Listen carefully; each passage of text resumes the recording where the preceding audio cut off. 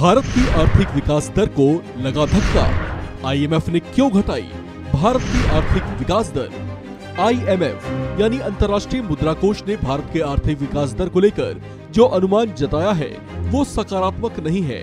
IMF ने अपने इस अनुमान में दूसरी बार कटौती की है।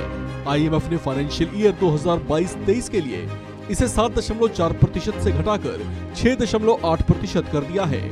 आईएमएफ ने इसके साथ ही बड़े ही नपेतुले अंदाज में एक अंदेशा ये भी जताया है कि इस दिशा में अनुमानों का सबसे बुरा दौर भी आ सकता है। ऐसे में आईएमएफ की ओर से वित्तीय वर्ष 2023 के लिए जो अनुमान जताया गया है वो बिल्कुल भी संतोषजनक नहीं कहा जा सकता। आईएमएफ का मानना है कि साल 2023 मंदी की तरह साबित हो सकता है। आपको बता दें कि अंतर्राष्ट्रीय मुद्रा कोष ने जुलाई में ही भारत के विकास दर को 8.2% से घटाकर 7.4% कर दिया था। आईएमएफ का कहना है कि वैश्विक कारणों के असर, सख्त मॉनेटरी पॉलिसी की वजह से आर्थिक विकास दर कम रह सकता है। इसकी तुलना अगर आरबीआई के अनुमान से की जाए तो ये थोड़ी ज्यादा है। आरबीआई ने इस दिशा में जीडीपी के 7.4% की दर से बढ़ने का अनुमान जताया है। अगले वित्तीय वर्ष यानी 2023-24 में भारतीय अर्थव्यवस्था के 6.1% की दर से बढ़ने का अनुमान है। आईएमएफ ने अप्रैल 2022 में शुरू हुए वित्तीय वर्ष में भारत के लिए जीडीपी में 7.4% की वृद्धि का अनुमान लगाया था।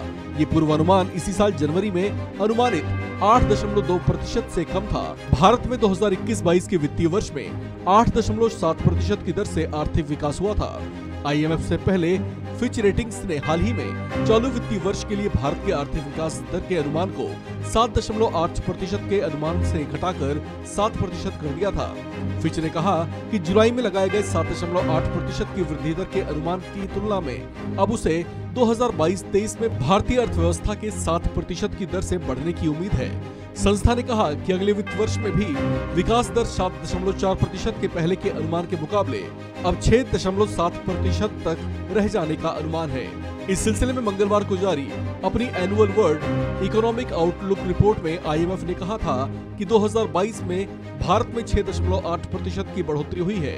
जुलाई की प्रेडिक्शंस के बाद से भारत की जीडीपी में 0.6% अंक की गिरावट दूसरी तिमाही में वीक एक्सपेक्टेड रिजल्ट को दिखाया जाता है। वैश्विक विकास का अनुमान 2021 में 6.0% से 2022 में 3.2% और 2023 में 2.7% रहने का अनुमान है। वैश्विक वित्तीय संकट और कोविड-19 महामारी के तीव्र चरण को छोड़कर ये 2001 के बाद से सबसे कमजोर विकास दर है। इस खबर में फिलहाल इतना ही।